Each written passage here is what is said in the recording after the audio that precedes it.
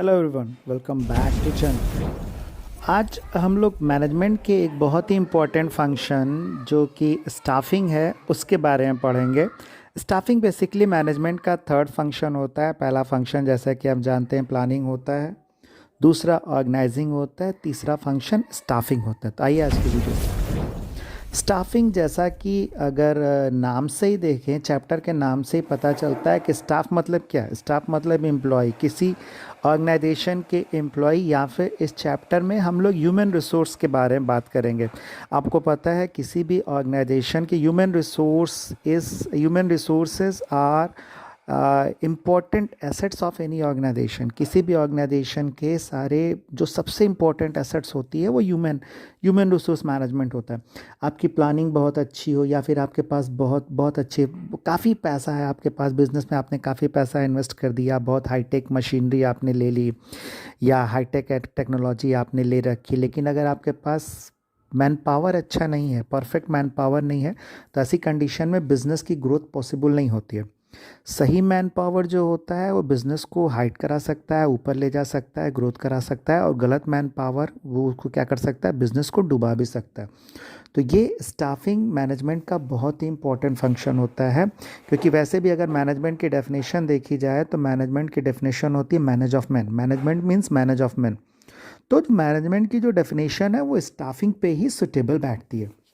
अब अगर मीनिंग की बात करें तो staffing refers to finding a right person for a right job, having a right qualification at a right time. Means staffing में हम सही पर्सन या सही सही बंदे का सिलेक्शन करते हैं सही जॉब के लिए, और उसके पास उस जॉब के अकॉर्डिंग क्वालिफिकेशन भी होनी चाहिए, और सही टाइम पे उसका अपॉइंट करते हैं। ध्यान रखिएगा, टाइम फैक्टर जो होता है बहुत ही इंपॉर्टेंट होता है। प्रॉपर टाइम पे, जैसे कि अगर आपको कोई फंक्शन कराना का, आपको कोई टारगेट मिला, उस टारगेट को आपको पूरा कराना है, और आपके पास एम्प्लॉय नहीं है, स्टाफ नहीं है, अगर आपने स्टाफ का सही टाइम पे अपॉइंटमेंट नहीं किया, तो ऐसी कंडीशन में आप उस वर्क को इफ़िशिएंटली और इफ़ेक्टिवली नहीं परफॉर्म कर सकते। इन दोनों वर्ड से आप फैमिलियर हो, इफ़ेक्टिवली और इफ़िशिएंटली। तो फंक्शन को, ऑर्गेनाइजेशन के फंक्शन को या किसी भी फर्म के फंक्शन को स्मूथली ऑपरेट कराने के लिए, इफ़िशिएंटली और इफ़ेक्टिवली ऑपरेट कराने के लिए प्रॉपर स्टाफिंग का होना बहुत ही ज़रूरी होता है। और साथ ही साथ स्टाफिंग को हम इस तरह से भी डिस्क्राइब कर सकते हैं। Staffing is a managerial function of filling and की filled position in the organisation. खाली अपॉइंट करने से ही मतलब नहीं होता है स्टाफिंग का। स्टाफिंग का मतलब होता है उस पर्सन को अपॉइंट करना, और साथ ही साथ उस पोस्ट को बनाए रखना। ऐसा कि नहीं आज पर्सन आया कल चला गया, नहीं, आप उस पोस्ट को, अपने पर्सन को अपॉइंट किया है और वहाँ पे वो बना भी हुआ है। स्टाफिंग का मतलब ये होता है उसकी पोजीशन को मेंटेन करना। सिर्फ अपॉइंट ही करना नहीं, उसकी पोजीशन को मेंटेन करना भी स्टाफिंग में आता है। अब हम लोग स्टाफिंग का प्रोसेस देखेंगे। जैसे कि आपने बाकी दोनों मैनेजमेंट के फंक्शन के आपने प्रोसेस देखे थे, उसी तरह से आप स्टाफिंग के भी प्रोसेस देखेंगे। इसमें 8 पॉइंट होते हैं, और इसको ध्यान से पढ़िएगा। बहुत टफ तो नहीं होता, ये ईजी होता है, लेकिन इससे केस स्टडी बहुत ज़्यादा होता है। तो जो सबसे पहला इसका प्रोसेस होता है वो प्रोसेस होता है आपका estimating the man power requirement. अब सपोज़ आपकी कोई ऑर्गेनाइजेशन है या आपको कोई काम करवाना है, तो ऐसी कंडीशन में सबसे पहले आपको ये डिसाइड करना होगा कि ये काम को करने के लिए कितने आदमी चाहिए और किस तरह के आदमी चाहिए। तो the first process of staffing is estimating the man power requirement, that how many numbers of person required and how many numbers and how many types. Types means यहाँ पे क्वालिफिकेशन से मतलब है कि आप जिस पर्सन को अपॉइंटमेंट कर रहे हो उसका क्वालिफिकेशन क्या होना चाहिए।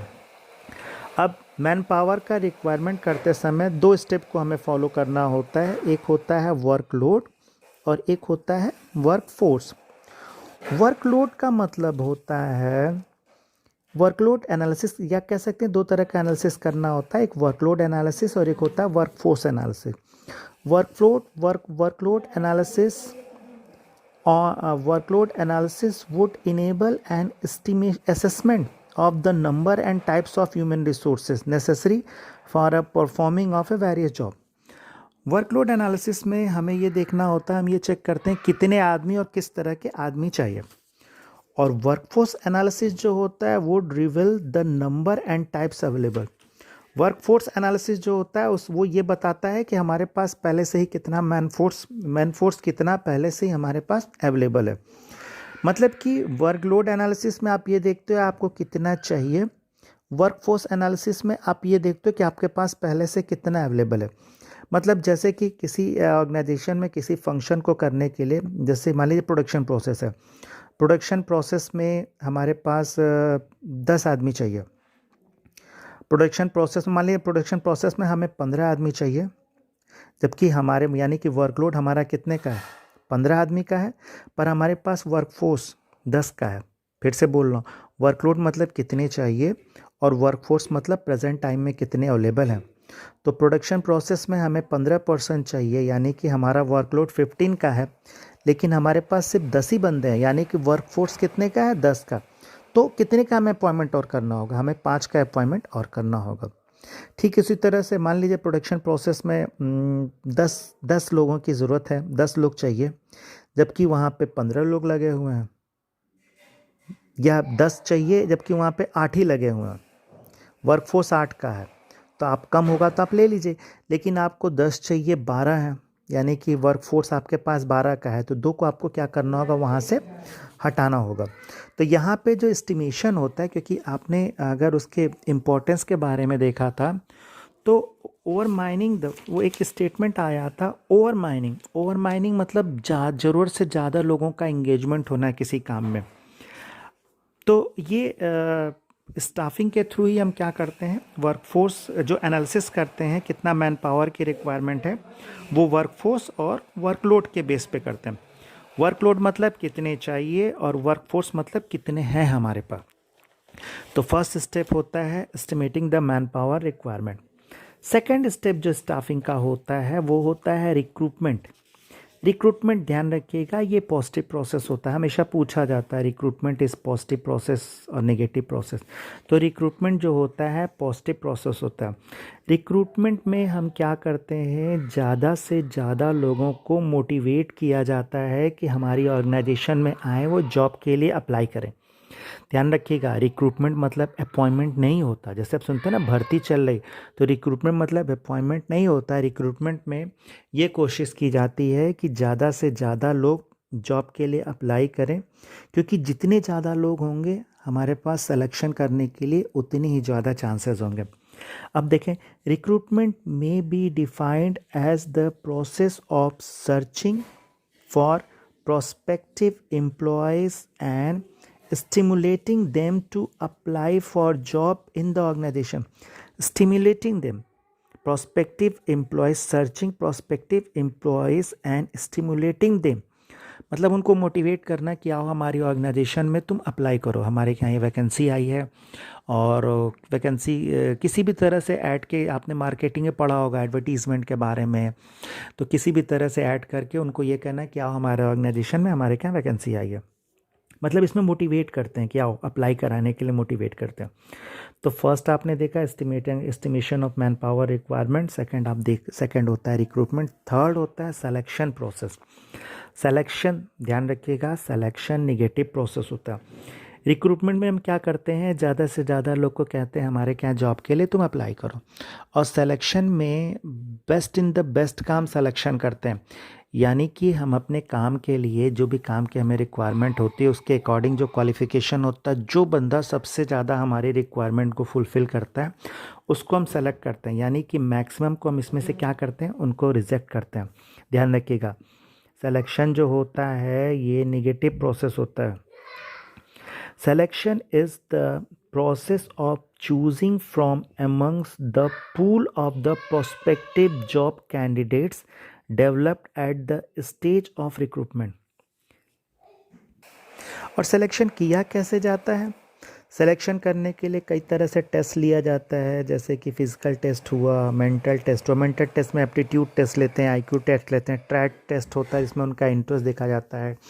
प्लस ही साथ साथ जैसे उनका आपके स्कूल में जो सिलेक्शन प्रोसेस चल रहा है तो उसमें आपने देखा उनका डेमो हुआ, उनका रिटन टेस्ट हुआ, कई तरह के टेस्ट होते हैं। तो सिलेक्शन ध्यान रखिएगा नेगेटिव प्रोसेस होता है और रिक्रूटमेंट जो होता है ये पॉजिटिव प्रोसेस होता है, ये भी पूछा जाता है। अब सिलेक्शन के बाद जो नेक्स्ट प्रोसेस होता है प्लेसमेंट एंड ओरिएंटेशन। प्लेसमेंट, जब पर्सन का आपने सेलेक्ट कर लिया, आपने जो जितनों को रिक्रूटमेंट हुआ, रिक्रूटमेंट के लिए जितने ने जॉब के लिए अप्लाई किया था उसमें से आपने एक बेस्ट कैंडिडेट को आपने सेलेक्ट कर लिया। अब उसको जॉब पे ले जाना, जॉब के बारे में बतलाना, ये कहलाता है आपका प्लेसमेंट। उसको जॉब असाइन कर देना ही जॉब प्लेसमेंट कहलाता है। अब जॉब प्लेसमेंट के बाद एक और प्रोग्राम होता है जिसमें उस पर्सन को, न्यूली अपॉइंटेड पर्सन को ऑर्गेनाइजेशन के बारे में या उसके कुलीग के बारे में बताया जाता है या गेट टुगेदर रखा जाता है ताकि वो पर्सन उस ऑर्गेनाइजेशन के बारे में अच्छे से समझ सके। जैसे आप लोगों ने भी देखा होगा छोटी क्लासों में जब कोई नया बच्चा आता था तो एक बडी उसके साथ अपॉइंट किया जाता था। ठीक उसी तरह से यहाँ पे एक प्रोग्राम ऑर्गेनाइज़ किया जाता है जिसमें उस बंदे को, उस न्यूली अपॉइंटेड पर्सन को ऑर्गेनाइजेशन के बारे में और अपने कुलीग के बारे में बताया जाता है, उनसे फेमिलियर कराया जाता है ताकि उसको एक इन्वायरमेंट ऐसा मिल सके जिसमें वो काम कर सके इजीली। तो इसी को कहते हैं ओरिएंटेशन प्रोग्राम। ओरिएंटेशन प्रोग्राम में बेसिकली ऑर्गेनाइजेशन के बारे में और साथ में काम करने वाले लोगों के बारे में क्या किया जाता है बताया जाता है। तो थर्ड स्टेप होता है, फोर्थ स्टेप होता है आपका जॉब प्लेसमेंट और ओरिएंटेशन। तो पहला आपने देखा एस्टिमेशन ऑफ मैन पावर, दूसरा था रिक्रूटमेंट, थर्ड था सिलेक्शन, चौथा होता है प्लेसमेंट और ओरिएंटेशन। नेक्स्ट होता है ट्रेनिंग एंड डेवलपमेंट। अब क्वालिफ़िकेशन, जो हमें जॉब के लिए क्वालिफ़िकेशन चाहिए तो उसके अकॉर्डिंग तो हमने पर्सन का सिलेक्शन कर लिया, लेकिन पर्सन के फंक्शन को और इफ़िशिएंट बनाने के लिए ये ज़रूरी होता है कि उसको ट्रेनिंग प्रोवाइड किया जाए कि ऑर्गेनाइजेशन में किस तरह से वर्क करते हैं। तो ट्रेनिंग के भी कई तरीके होते हैं। बेसिकली ट्रेनिंग दो तरीके से दी जाती है, एक होता है ऑन द जॉब, एक होता है ऑफ द जॉब। इसके बारे में आगे हम लोग पढ़ेंगे। ऑन द जॉब मतलब उसको जॉब के दौरान ही, मतलब वो काम करते रहेगा उसी समय उसको ट्रेनिंग दी जाती है, और ऑफ द जॉब होता है उसको एक इन्वायरमेंट प्रोवाइड किया जाता है, उसको कोचिंग दी जाती है, ट्यूशन दिया जाता है या सेमिनार ऑर्गेनाइज कराया जाता है उसको, जिससे उसको ट्रेनिंग मिलती रहती है। डेवलपमेंट में और ट्रेनिंग बेसिकली देखा जाए तो लोअर लेवल की बात होती है या मैकेनिकल चीज़ों की या मशीन से रिलेटेड ट्रेनिंग होती है। नेक्स्ट होता है डेवलपमेंट में हम उसके ऑल अराउंड डेवलपमेंट की बात करते हैं। जैसे उसको कंप्यूटर का नॉलेज दे दिया है, थोड़ा सा हाई स्किल जो उसकी और परफॉर्मेंस को या उसकी स्किल को और निखारे, उसके इनिशियल स्टेज को और निखारे, उन सब चीज़ों के बारे में बताया जाता है। 6 होता है परफॉर्मेंस अप्रेजल।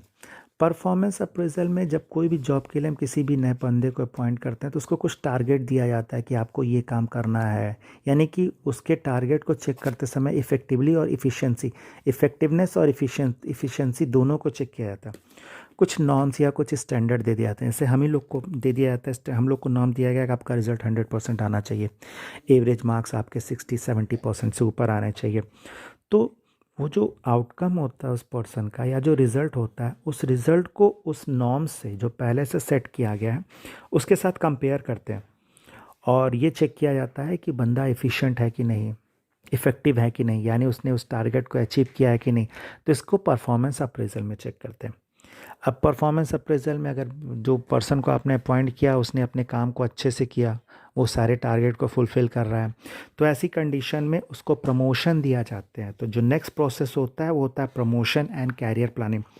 प्रमोशन में आप जानते हो प्रमोशन में क्या करना होता है, शिफ्ट करना होता है लोअर पोजीशन से हायर पोजीशन पे। हो सकता है उसको कुछ पावर अधिक दे दिए जाएँ या उसको कुछ बोनस दे दिया जाए या कुछ एक्स्ट्रा उसको फैसिलिटीज़ प्रोवाइड की जाए, ये उनको सब प्रमोशन में देखा जाता है। नेक्स्ट होता है और सबसे लास्ट होता है कंपनसेशन। कंपनसेशन में हम चेक करते हैं कि उस पर्सन को कितनी सैलरी दी जाए, कितनी रेमुनरेशन दिया जाए, या उसको बोनस क्या दिया जाए, या उसका पीएफ में उसका कंट्रीब्यूशन क्या हो, या उसको और पैकेजेस दिए जा रहे हैं तो ये क्या क्या दिए जाएं, किस किस अमाउंट में दिए जाएं। तो सबसे लास्ट का वो है। इस तरह से आपने स्टाफिंग के सारे प्रोसेस देखे, जिसमें सबसे पहला आपने देखा estimating the man power requirement. मतलब पहले ये देखना है कितने आदमी चाहिए, किस तरह के आदमी चाहिए, जिसमें आपने देखा वर्कलोड एनालिसिस और वर्कफोर्स एनालिसिस। फिर आपने रिक्रूटमेंट देखा जिसमें ज़्यादा से ज़्यादा लोग को मोटिवेट किया गया कि ऑर्गेनाइजेशन में जॉब के लिए अप्लाई करें। पॉजिटिव होता है, पॉजिटिव प्रोसेस होता है। फिर ज़्यादा से ज़्यादा लोग जो अप्लाई किए तो उसमें से बेस्ट ऑफ द बेस्ट का सिलेक्शन किया गया, बाकी सबको रिजेक्ट किया गया, यानी नेगेटिव प्रोसेस सिलेक्शन होता है।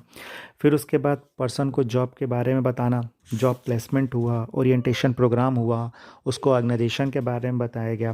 फिर उसको ट्रेनिंग दिया गया, उसके जो लोअर स्किल थे उसको डेवलप किया गया, हायर स्किल को डेवलप करने के लिए डेवलपमेंट दिया गया। फिर जो नॉर्म्स दिए गए थे उसके साथ कंपेयर किया गया, मतलब परफॉर्मेंस अप्रेजल किया गया।